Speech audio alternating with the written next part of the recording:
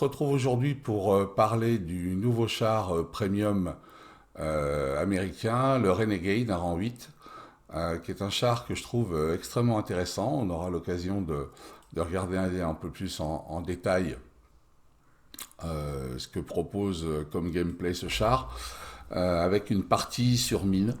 Qu'est-ce qu'on peut remarquer? On peut remarquer tout de suite qu'il y a un canon avec une cadence de tir de 6 coups par minute, des dégâts moyens par minute de l'ordre de 2118 points, une dispersion relativement correcte avec un 0,38, un temps de visée de 2,5 qui sera forcément diminué avec un fouloir.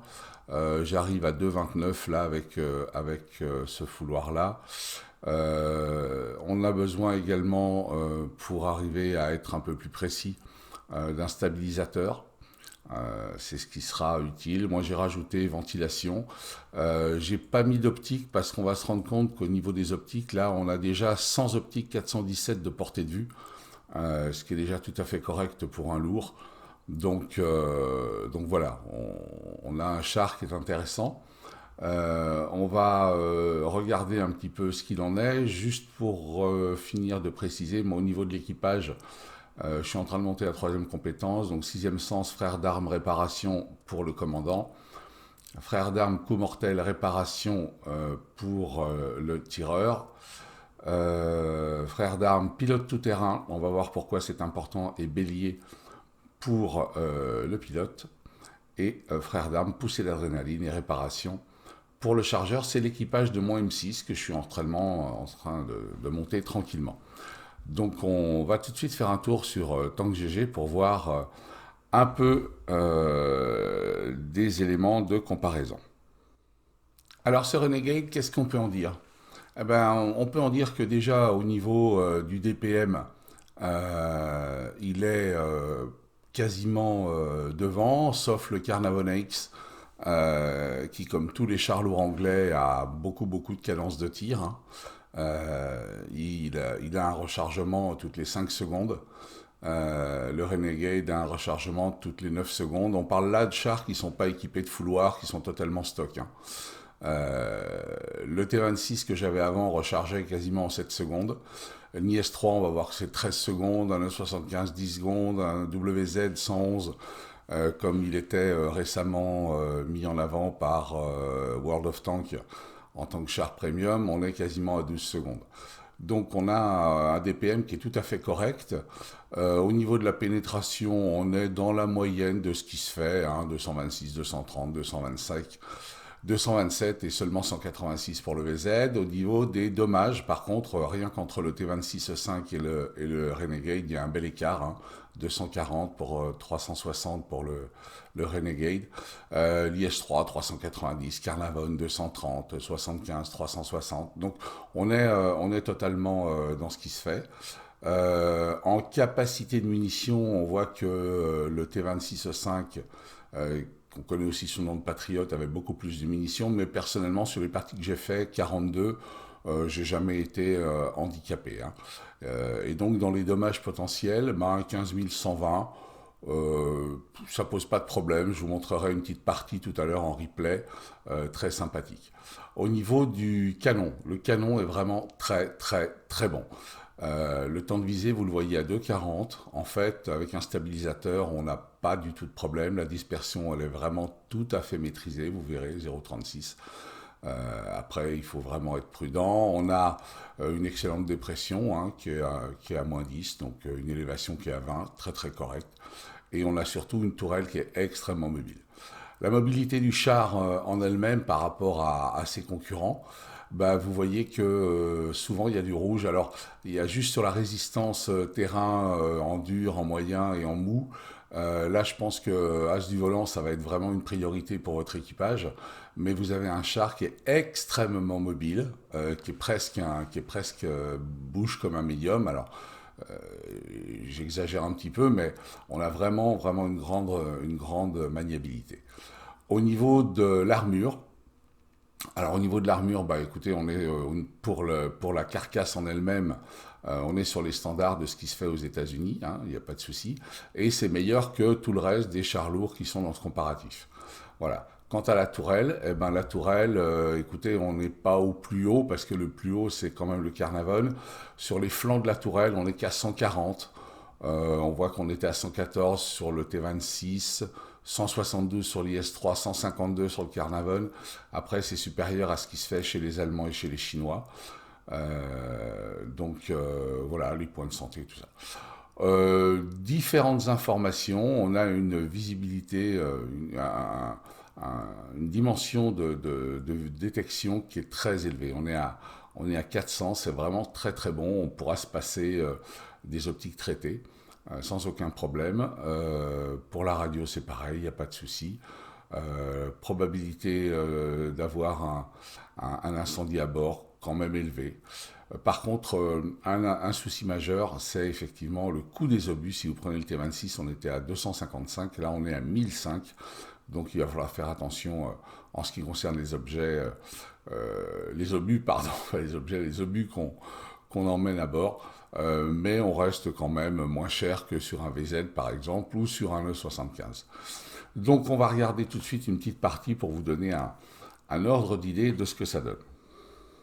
Alors on est sur Mine, je suis avec Jean-Yves, qui a également un Renegade, ce qui va nous donner la possibilité d'admirer la livrée d'origine du Renegade avec ce Dead or Alive, et puis de l'autre côté les photos d'un certain nombre de personnes qui ont été éliminées par ce chasseur de primes qui était Monsieur Renegade.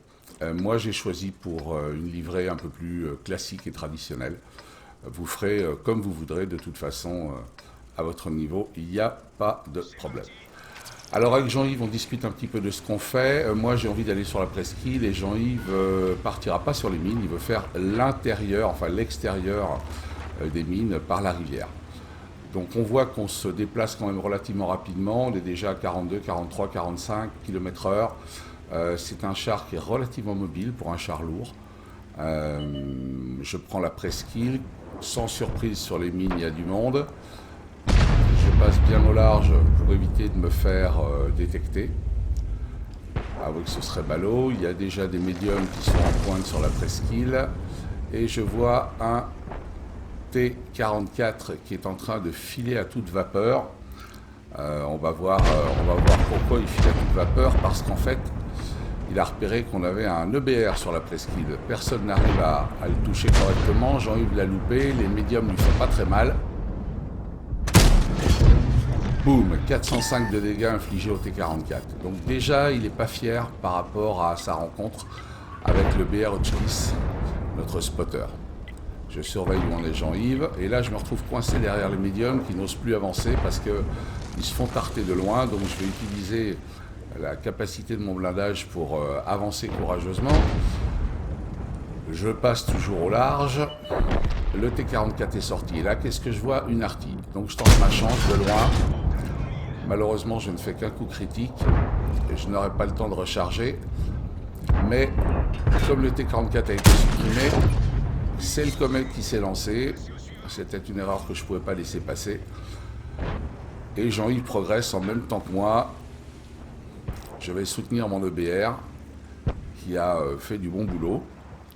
Donc on va essayer d'enfoncer le clou sur cette carte. Ah, je suis spoté. Alors là, je ne sais pas par qui, mais vraisemblablement par le T-26E4. En tout cas, c'est ce que j'imagine à l'époque. Voilà, T-26E4 que je connais relativement bien. C'est un médium. Mais à aucun moment, en fait, je n'aurai d'option de tir sur lui.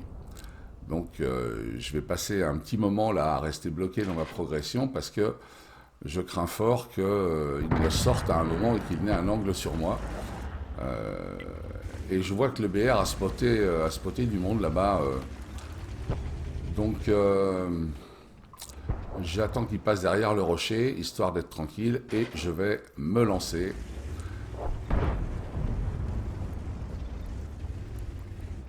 Voilà, quelques échanges encore avec Jean-Yves pour savoir quelle est la stratégie.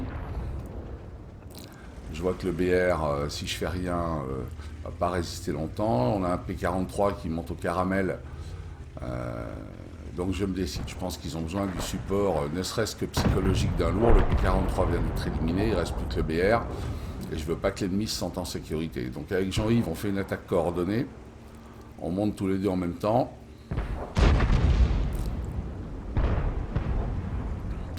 Où est-ce que je passe? Est-ce que je serre à droite? Est-ce que je contourne plus? Alors je décide de serrer à droite. Puisque le BR a ouvert la route, je pense qu'effectivement le chemin est tranquille. Et je vais lui apporter du soutien. On notera que le BR joue intelligemment parce qu'il se retire, il voit que je viens de toute façon, donc il ne se bouscule pas. Le SU-130 est bien spoté. J'ai bien l'intention d'en faire mon 4 heures et d'aller le chercher. C'est pas la peine. Il vient tout seul. Donc je rassure mon EBR, je passe devant, je lui dis tranquillise-toi. Et là j'ai une vue fantastique sur le SU-122 que j'attaque de côté avec un low roll à 365. Le BR se met devant. Pas de souci, je finis avec un petit 51. Il n'y avait pas besoin de plus. Et je décide d'aller chercher les artis et de pouvoir caper tranquillement. À ce moment-là, je vois qu'il y a un ISM. L'ISM qui pourrait bien se faire Jean-Yves, qui est dans le tondo. Il ne reste pas grand-chose. Boum, ce canon est fantastique. La précision est vraiment magique. C'est très, très, très agréable. Le BR est en train de caper. Il ne leur reste plus qu'un Tiger P qui, à ce moment-là, est sur notre cap, mais qui vient de lâcher l'affaire en ayant compris que finalement, il n'allait pas pouvoir lutter. Et avec Jean-Yves, on se coordonne. Il n'y a que deux angles dans lesquels le Tiger P pourrait revenir s'il espérait le faire. Donc nous allons avec Jean-Yves couvrir ces deux angles. La cape A3 est très rapide. La partie aura duré à peine plus de 5 minutes. Et sans surprise, donc on aura gagné. Mais vous voyez la maniabilité de ce char, sa rapidité, sa précision. Voilà. Pour autant, faut pas s'enthousiasmer. C'est pas un gros char lourd. Voilà, est-ce que je vous recommande ce char? Oui, sans aucun problème. C'est un char qui est extrêmement agréable à jouer et avec lequel vous prendrez du bon temps. À bientôt. Au revoir.